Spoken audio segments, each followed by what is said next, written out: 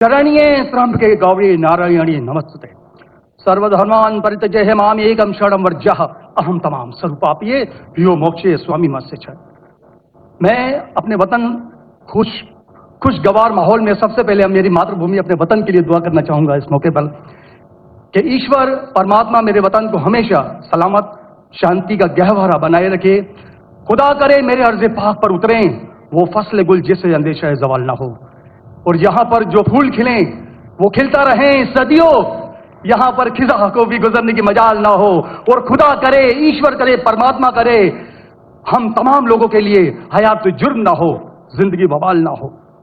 मैं श्रीमद् भगवत गीता की एक छोटी सी जो वर्ष है वो उससे ही सवाल करूंगा कि भगवत गीता इंसानों से क्या कहती है, क्योंकि जब सनातन धर्म था तो उस वक्त तो कोई मजहब ही नहीं था। 1 अरब 96 करोड़ 4,32,000 साल का एक एरा है सनातन धर्म का। तो उसमें इंसानों से कृष्ण ने कहा है श्रीमद् भगवत गीता में कि हे इंसानों, ये मैं तुझसे कह रहा हूं कि समाज तेरी कर्म भूमि है और तू अपनी कर्म भूमि के मानदंड से नापा जाएगा। इसीलिए तू कर्मों से भागने का जतन न कर, क्योंकि तेरा निष्काम कर्म ही तेरा कर्तव्य है और तेरा कर्तव्य ही तेरा धर्म। लेकिन ये धर्म केवल तेरे हित के लिए है तो वो धर्म पाप की ओर जाने वाला मार्ग है। इसलिए अपनों से मुक्त होकर समाज कल्याण के लिए कर्म कर कि यही मोक्ष का मार्ग है, जन्नत का रास्ता है।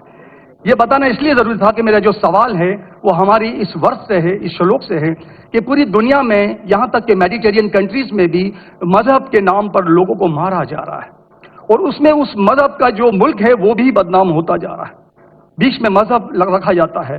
तो मेरा सवाल ये है कि ये जो इंडिया है, भारत है, पाकिस्तान है और दुनिया में कई ऐसे कंट्रीज हैं जो मजहब के नाम पर फिरका वारियत फैलाते हैं, तो उसको रोकने के लिए हमें जो स्ट्रेटेजी बनानी पड़ेगी उसके लिए हम क्या करेंगे?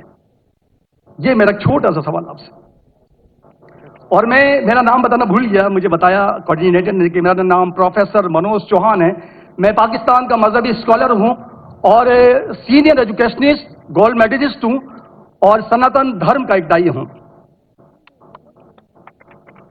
भाई साहब ने बहुत एक अहम सवाल पूछा कि हम देखते हैं कि मजहब के नाम पे काफी आपस में झगड़े होते हैं, एक दूसरे कत्ल होता है। इसका सलूशन क्या है? और मेरे तकरीर खत्म होने के बाद मुझे एक पैगाम आया हमारे गवर्नर साहब से और मुफ्ती अब्दुल रशीद साहब से कि आप कुछ चंद चीज कहो तकाबुली अध्ययन की, जो कंपैरेटिव रिलीजन में स्पेशलिटी है। तो भाई साहब ने जो सवाल किया वही चाहते थे हमारे मेजबान, हमारे गवर्नर साहब और मुफ्ती अब्दुल रशीद।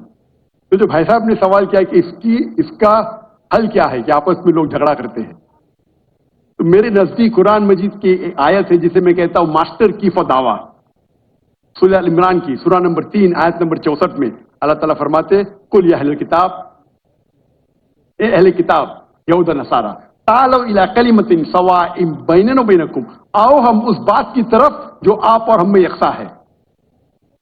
अल्लाह नअबुद इल्लल्लाह, कि हम सिर्फ एक अल्लाह की इबादत करें।